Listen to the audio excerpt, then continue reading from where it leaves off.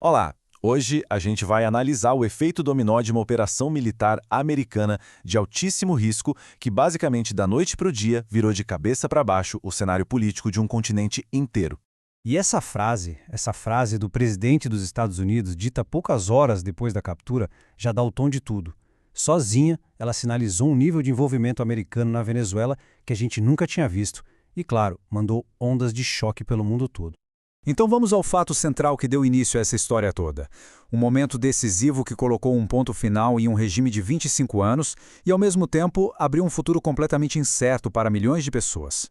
Ok, um ditador foi capturado, mas como? Como é que uma ação militar dessa magnitude, sem precedentes, se desenrolou? Vamos mergulhar nos detalhes para entender exatamente o que aconteceu. Olha, essa operação foi o resultado de meses de um planejamento super detalhado. A execução, segundo os oficiais americanos, foi cirúrgica. Rápida, precisa, a força de assalto isolou o local, capturou Maduro e a esposa e em pouquíssimo tempo eles já estavam num navio no Caribe, a caminho de Nova York. Do ponto de vista estritamente militar, não há como negar, foi um sucesso impressionante.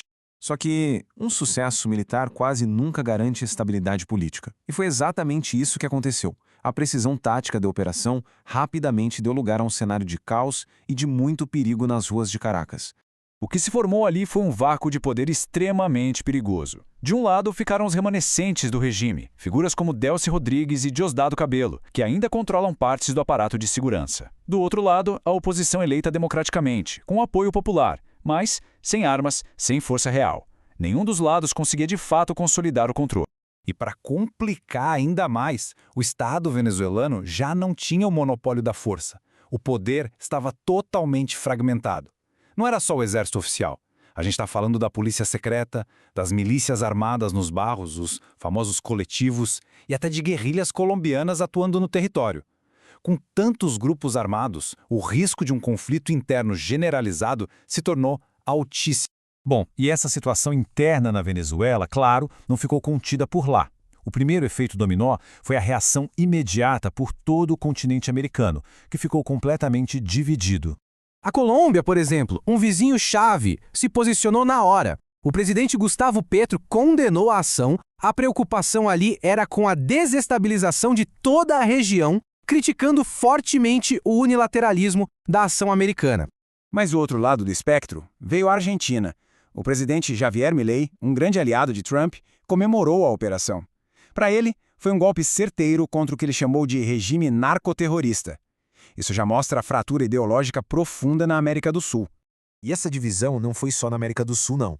Dentro dos próprios Estados Unidos, a coisa pegou fogo, seguindo exatamente as linhas partidárias. Os democratas criticaram duramente, falando em falta de autorização do Congresso. Já os republicanos, eles celebraram como uma vitória histórica, chegando a comparar com a queda do Muro de Berlim. Ok, saindo das Américas, vamos dar uma olhada em como o resto do mundo reagiu. Porque as ondas de choque foram globais e levantaram questões seríssimas sobre o direito internacional. E aqui, sem muitas surpresas, as reações seguiram o roteiro geopolítico que a gente já conhece. Rússia e China, que têm grandes investimentos e interesses na Venezuela, classificaram a operação como um ato de agressão.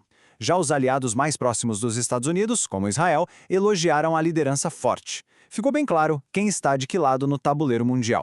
E o ponto central de toda essa discussão legal é a Carta da ONU. A regra é clara: é proibido usar a força contra a soberania de um país. Só existem duas exceções: legítima defesa ou uma autorização explícita do Conselho de Segurança da ONU. E segundo muitos especialistas, nenhum desses dois casos se aplica aqui, o que na prática torna a operação uma violação da lei internacional.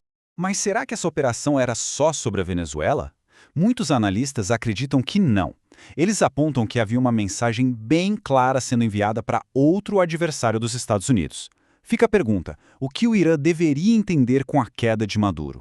Pois é, a análise é que Teherã estava de olho, e por um motivo bem específico. Primeiro, a operação mostrou que os Estados Unidos estão confiantes na sua capacidade de superar sistemas de defesa aérea de fabricação russa, que são a espinha dorsal da defesa iraniana. Segundo, deixou claro que a paciência para a diplomacia tem limite e que a preferência é por ações militares rápidas e decisivas. O recado foi bem direto. Agora, a gente precisa falar de um fator que está por trás de tudo isso. Talvez o fator principal, a economia. Porque no fim das contas, para muitos, essa história toda é sobre uma única coisa: petróleo.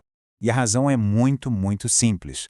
A Venezuela tem, nada mais, nada menos, que as maiores reservas de petróleo comprovadas do planeta.